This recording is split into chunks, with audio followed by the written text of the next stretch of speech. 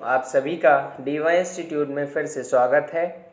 और आज के इस वीडियो में हम आप सभी को कक्षा 9 हिंदी कोर्स ए की पाठ्यपुस्तक क्षितिज भाग 1 के काव्य खंड का चौथा पाठ जो कि कैदी और कोकिला है, उसे हम आज आपको पढ़ाने वाले हैं। और सबसे पहले हम आप सभी को इस पाठ के कवि जो कि माखनलाल चतुर्वेदी जी हैं, उनके जीवन के बारे में हम आप सभी को कुछ बताएंगे। चलिए देखते हैं। प्रमुख छायावादी कवि माखनलाल चतुर्वेदी का जन्म 4 अप्रैल सन 1889 में मध्य प्रदेश के होशंगाबाद जिले में बाबई नामक गांव में हुआ था। उनके पिता का नाम नंदलाल चतुर्वेदी और माता का नाम सुंदरबाई था। मिडिल तथा नॉर्मल की परीक्षा पास करके उन्होंने 8 रुपये मासिक वेतन पर अध्यापकी की। उन्होंने संस्कृत, गुजराती, मराठी और बंगला का भी अध्ययन किया। सन 1913 में उन्होंने प्रभा नामक पत्रिका का संपादन किया। इसी समय गणेश शंकर विद्यार्थी की देशभक्ति ने उन पर गहरा प्रभाव डाला। उन्होंने जबलपुर से करमवीर का संपादन किया और गणेश शंकर की गिरफ्तारी के बाद उन्होंने प्रताप का संपादन संभाला। 1963 में भारत सरकार ने उनको पद्म भूषण की उपाधि से विभूषित किया। हिंदी साहित्य संसार में वे एक भारतीय आत्मा के नाम से प्रसिद्ध हैं। सन 1968 में उनकी मृत्यु हुई। इनकी प्रमुख रचनाएं, माखनलाल चतुर्वेदी की प्रमुख रचनाएं इस प्रकार हैं: कविता संग्रह, हिमकिरणितिनी, हेमंत रंगिणी, युगचरण, माता, वेणु लो गुंजो धरा, संपर्ण, बीजूरी, काजल आँच रही, मरण ज्वार, धूम्र वलय आदि नाटक, कृष्णार्जुन युद्ध, संस्मरण, समय के पाँव, गद्य, काव्य और निबंध, साहित्य देवता, अमीर इरादे, गरीब इरादे, चिंतन की लाचारी। इनकी काव्यगत विशेषताएं: माखनलाल चतुर्वेदी की रचनाओं का प्रमुख स्वर देशभक्ति और राष्ट्रीयता है। इनकी भाषा शैली: माखनलाल चतुर्वेदी की भाषा में बोलचाल के शब्दों के साथ साथ उर्दू, फारसी के शब्द भी हैं। अब चलिए हम आपको ये जो कैदी और कोकिला कविता है, इसको आप सभी को समझाते हैं। सबसे पहले क्या कहते हैं, हम आपको बता दें कि ये जो कविता है ये एक क्रांतिकारी कविता है। ये एक क्रांतिकारी कविता है। इस कविता में हमें एक कोयल है और एक कैदी जो कि जेल में बंद है। जैसा कि इसमें लिखा है ना, कैदी और कोकिला, इसका जो शीर्षक है पाठ का वही कैदी और कोकिला है। तो इस पाठ में हमें एक कैदी और एक कोकिला के बारे में पढ़ना है। जो कैदी है वो जेल के अंदर बंद है और जो कोयल है वो जेल के बाहर बैठी हुई है और वो क्रांति का, उस कैदी को जो है वो क्रांति का संदेश देने आई है। अब चलिए हम आपको लाइन टू लाइन समझाते हैं जिससे कि आपको बहुत ही अच्छे से ये कविता समझ में आ जाए, क्योंकि ये कविता बहुत ही क्रांतिकारी मीन्स हमारे अंदर, हमारे मन में क्रांति की भावना को जागृत करती है। अब चलिए पहली ये जो 6 लाइनें हैं दी गई हैं, इनका मैं आपको अर्थ समझाता हूँ। चलिए शुरू करते हैं। सबसे पहले पहली लाइन देखिए, इसमें क्या कहा जा रहा है। इसमें कहा गया है, पहली लाइन जो है, क्या गाती हो, क्या गाती हो, क्यों रह रह जाती हो, क्या गाती हो, क्यों रह रह जाती हो।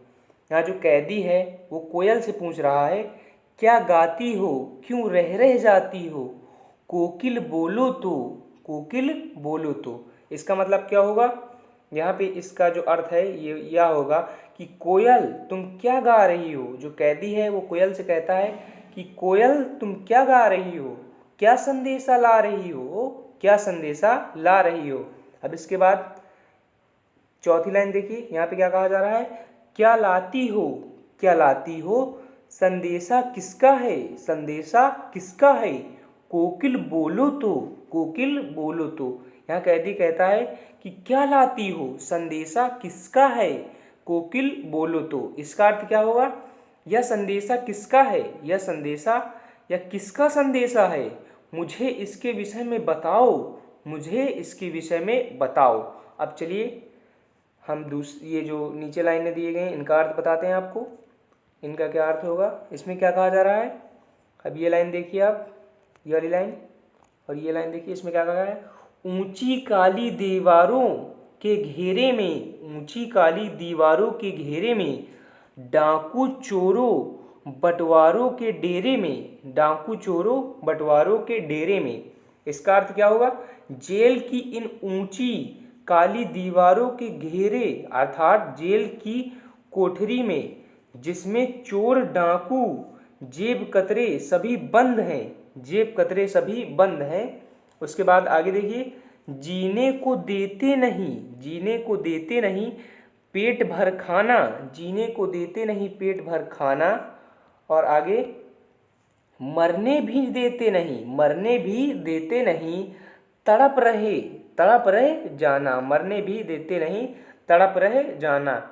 इसका मतलब क्या होगा, न जीना बन पा रहा है, ना कैदी जो है कोयल से कहता है कि हे कोयल, न जीना बन पा रहा है और न मर पाना हो पाता है, न मर पाना हो पाता है। अब आगे वाली लाइन देखिए, इसमें क्या कहा गया है, जीवन पर अब दिन रात कड़ा पहरा है, जीवन पर अब दिन रात कड़ा पहरा है, शासन है या तम का प्रभाव गहरा है। कह रहे हैं कैदी जो है वो कह रहा है कोयल से कि ये शासन है या तम का प्रभाव गहरा है। इसका अर्थ क्या होगा, इस प्रकार तड़प तड़प कर रहना, इस प्रकार तड़प तड़प कर रहना पड़ता है, जीवन पर कड़ा पहरा लग गया है, जीवन पर कड़ा पहरा लग गया है। वह शासन की आलोचना करते हुए कहता है कि यह शासन है या अंधेरे का घना प्रभाव है। क्या यह शासन है या अंधेरे का घना जो है प्रभाव है। अब लास्ट लाइन देखिए, यहाँ क्या कहा गया है, यहाँ कहा गया है, हिमकर निराश कर चला रात भी काली, हिमकर निराश कर चला रात भी काली, इस समय कालिका माई जगी क्यों आली, कालिका माई जगी क्यों आली। अब इसका मतलब क्या होगा, इस समय काली अंधेरी रात में जबकि दुख ही दुख है, तू भी काली ही है, तू भी काली ही है, क्यों इस प्रकार जग रही है, तथा इस समय क्यों आ गई, तथा इस समय क्यों आ गई। अब आगे देखते हैं इस लाइन में क्या कहा जा रहा है। इस लाइन में सबसे पहले इसको रीड करते हैं, क्यों हुक पड़ी वेदना बोझ वाली सी, वेदना बोझ वाली सी, कोकिल बोलो तो क्या लूटा, कोकिल बोलो तो क्या लूटा। अब इसमें क्या कहा जा रहा है, इसमें कहा जा रहा है, तुम्हारी बोली सुनकर क्यों हृदय की पीड़ा फिर से उभर गई है। कैदी कहता है कि तुम्हारी बोली को सुनकर मेरे हृदय की जो पीड़ा है वो क्यों फिर से उभर गई है। यह पीड़ा बहुत बोझ वाली है अर्थात गंभीर है। किसने यहाँ क्या लूट लिया है कि वैभव मतलब संपत्ति की रक्षा करने वाली के समान तुम बोल पड़ी। अरे ओ बावली कोयल, तू आधी रात को क्यों चीखने लगी, तू आधी रात को क्यों चीखने लगी।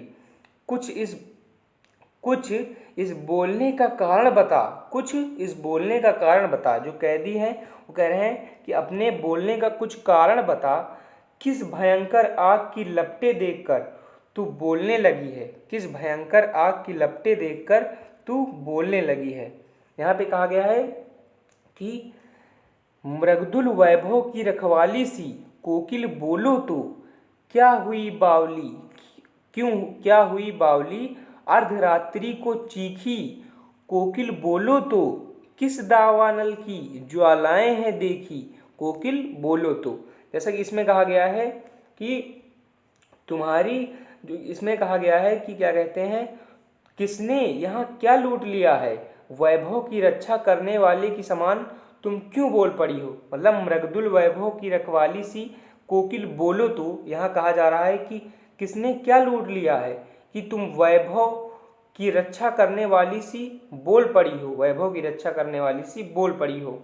उसकी आगे लाइन देखिए, इसमें क्या कहा गया है, क्या हुई बावली अर्धरात्रि को चीखी, कोकिल बोलो तो किस दावानल की ज्वालाएं हैं देखी, कोकिल बोलो तो। यहाँ कहा गया है, अरे ओ बावली कोयल, तू आधी रात को क्यों चीखने लगी है, तू आधी रात को क्यों चीखने लगी है। कुछ इस बोलने का कारण बता, किस भयंकर आग की लपटें देखकर तू बोलने लगी है। ऐसी कौन सी भयंकर आग की लपटें तूने देख ली है तो तू बोलने लगी है। अब आगे बढ़ते हैं, इस लाइन को देखिए। ये जो इसमें क्या कहा गया है, क्या देख न सकती जंजीरों का गहना, क्या देख न सकती जंजीरों का गहना, हथकड़ियाँ क्यों या ब्रिटिश राज का गहना, या ब्रिटिश राज का गहना। अब इसका अर्थ क्या होगा, कोयल क्या तुम्हें शरीर पर पड़े जंजीरों के गहने नहीं दिखाई देते, क्या तुम्हें मेरे शरीर पर पड़े जंजीरों के गहने नहीं दिखाई देते। ये हथकड़ियाँ नहीं हैं, अरे ये हथकड़ियाँ नहीं हैं, अरे ये ही तो अंग्रेजी शासन के आभूषण मतलब गहने हैं, यही तो अंग्रेजी शासन के आभूषण और गहने हैं। अब आगे बढ़ते हैं, तीसरी लाइन देखिए। कोल्हू का चर्रक चूं जीवन की तान, गिट्टी पर उंगलियों ने लिखे गान, गिट्टी पर उंगलियों ने लिखे गान। इसका अर्थ क्या हुआ, कोल्हू चलाने से निकली चर्रक चू की आवाज ही जेल की कुओं में पानी, कोल्हू चलाने से निकली चर्रक चू की आवाज ही अब हमारे जीवन की तान बन गई है, अब हमारे जीवन की तान बन गई है। गिट्टी तोड़ते तोड़ते उंगलियों ने उन पर अपने गीत लिख दिए। कैदी कह रहा है कि हमने गिट्टी तोड़ते तोड़ते उंगलियों से उन गिट्टियों पर अपने गीत लिख दिए। अब आगे वाली लाइन देखिए, जो हमारी पांचवी लाइन है, इसमें क्या कहा गया है, हूँ मोट खींचता लगा पेट पर जुआ, खाली करता ब्रिटिश राज का कुआं, खाली करता हूँ ब्रिटिश अकड़ का कुआं। अब यहाँ क्या कहा जा रहा है, जेल के कुओं में पानी खींचने वाले मोट भी पेट पर जुआ बांधकर हम ही चलाते हैं और अंग्रेजों के शासन की अकड़ भी भरे जलकूपों को खाली करते हैं, अंग्रेजों के शासन को भरे जलकूपों को खाली करते हैं। अब आगे लाइन देखिए, दिन में करुणा क्यों जगे रुलाने वाली, इसलिए रात में गजब ढा रही आली। कहने का मतलब है, अर्थात इसमें जो ऊपर वाली लाइन इसमें क्या कहा गया है, अर्थात उनकी सत्ता को कमजोर बनाते हैं। तू भी हमारे ऊपर हो रहे इस अत्याचार को देखकर दिन में इसलिए नहीं बोलती कि शायद हमारे भीतर कष्टों को झेलने के विषय में सोचने पर करुणा जग जाए, इसलिए तुम रात में ही मुझे सुना रही हो यह अजब अमानवीय संदेश और व्यथा। आगे देखते हैं, यहाँ पे क्या कहा गया है, इस शांत समय में अंधकार को भेद रो रही क्यों हो, कोकिल बोलो तो चुपचाप मधुर विद्रोह, बीज इस भांति बो रही हो, कोकिल बोलो तो बीज इस भांति बो रही हो, कोकिल बोलो तो तू भी हमारे ऊपर हो रहे इस अत्याचार को देखकर इसलिए नहीं बोलती कि शायद हमारे भीतर कष्टों को झेलने के विषय में सोचने पर करुणा जग जाए, इसलिए तुम रात में ही मुझे सुना रही हो यह अजब अमानवीय संदेश और व्यथा। अब चलिए आगे लिखते हैं। बच्चों, मैं उम्मीद करता हूँ कि आपको यह जो पोयम है बहुत ही अच्छे से समझ में आ रही होगी, क्योंकि ये क्रांतिकारी कविता है और आपको इसको बहुत ही ध्यानपूर्वक समझना होगा। आपको इसमें एक बहुत ही अच्छा संदेश दिया जा रहा है। अब चलिए देखते हैं कि आगे क्या कहा जा रहा है। यहाँ पे कहा गया है कि काली तू रजनी भी काली, शासन की करनी भी काली, काली लहर कल्पना काली, मेरी काल कोठरी भी काली। अब इसका अर्थ क्या होगा, कवि कोयल को संबोधित करते हुए कहता है कि आधी रात में जबकि चारों ओर शांति की छाई हुई है, शांति ही छाई हुई है।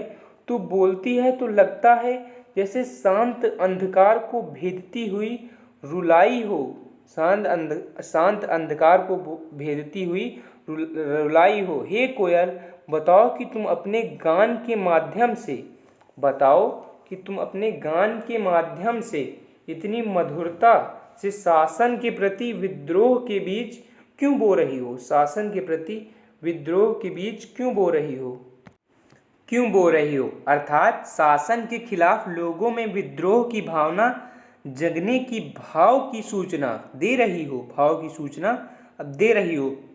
अब देखते हैं, रात काली है, रात काली है, यहाँ पे कहा जा रहा है काली तू रजनी भी काली, मतलब रात काली है तू भी काली है।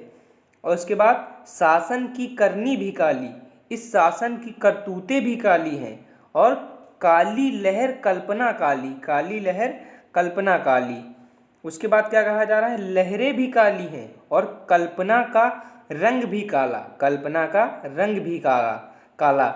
मेरी काल कोठरी काली, मेरी काल कोठरी काली, सिपाहियों की टोपियाँ, मेरी काल कोठरी काली, कल्पना का रंग भी काला है और उसके बाद मेरी काल कोठरी काली। ठीक, उसके बाद देखिए हम लोग ये लाइन देखते हैं, पांचवी लाइन जो हमारी है, टोपी काली कमली काली, मेरी लौह श्रृंखला काली, मेरी लौह श्रृंखला काली, पहरे की हुंकृति की व्याली, पहरे की हुंकृति की व्याली, तिस पर है गाली ये काली, तिस पर है गाली ये काली। इसका मतलब क्या होगा, सिपाहियों की जो टोपियां हैं, टोपी काली कमली काली, मतलब सिपाहियों की टोपियां, कैदियों के कंबल भी काले हैं, कैदियों के कंबल भी काले हैं।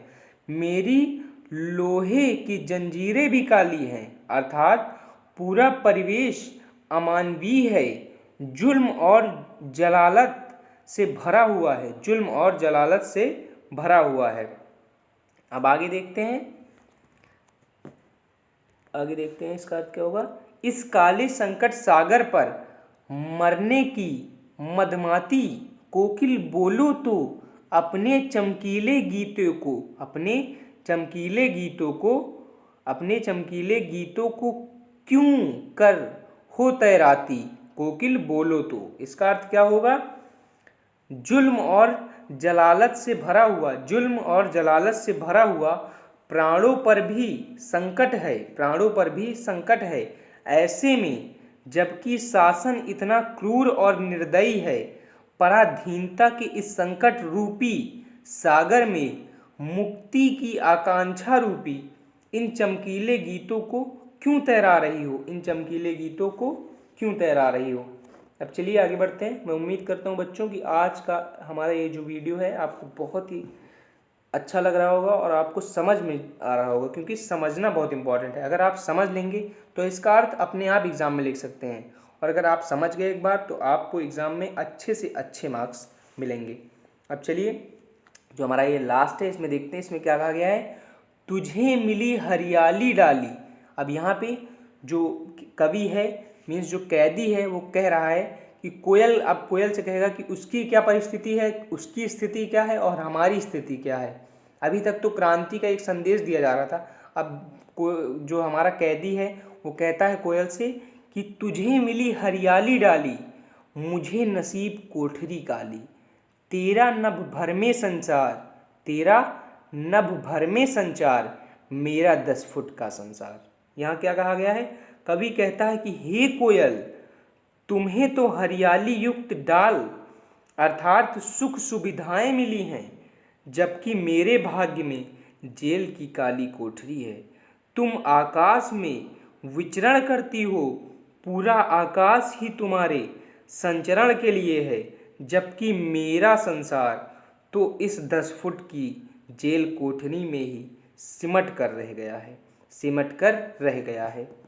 अब चलिए 5वीं लाइन देखते हैं, तेरे गीत कहावे वाह, तेरे गीत कहावे वाह, रोना भी है मुझे गुनाह, रोना भी है मुझे गुनाह, देख विषमता तेरी मेरी, बजा रही तिस पर रणभेरी, बजा रही तिस पर रणभेरी।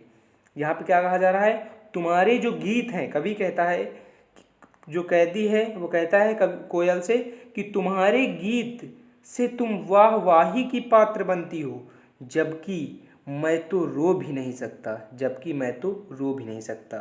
कवि अप्रत्यक्ष रूप से पराधीनता के काल में अंग्रेजों द्वारा लगाई गई प्रतिबंधों की ओर संकेत कर रहा है। अब आगे बढ़ते हैं, आगे क्या कहा जा रहा है इसको पढ़ते हैं। जो हमारा लास्ट है, लास्ट मीन्स जो पैसेज है उसको पढ़ लेते हैं लास्ट। इसमें क्या कहा गया है, इस हुंकृति पर अपनी कृति से और कहो क्या कर दूं, कोकिल बोलो तो मोहन के व्रत पर प्राणों का आसव किसमें भर दूं, कोकिल बोलो तो। इसका अर्थ क्या होगा, किंतु यदि मेरी व्यवस्था जानते हुए भी तुम मुझे अपनी स्वर रूपी रणभेरी सुनाकर मुक्ति के लिए, संग्राम के लिए प्रेरित कर रही हो, तो तुम्हारी इस हुंकार के बदले तुम ही बताओ मैं और कृति मतलब रचना के माध्यम से और क्या कर दूं, और हे कोयल तुम ही बताओ कि गांधी के देश की स्वतंत्रता के व्रत की रक्षा के लिए अपने प्राणों के रस का आसव बनाकर किसके प्राणों में भर दूं।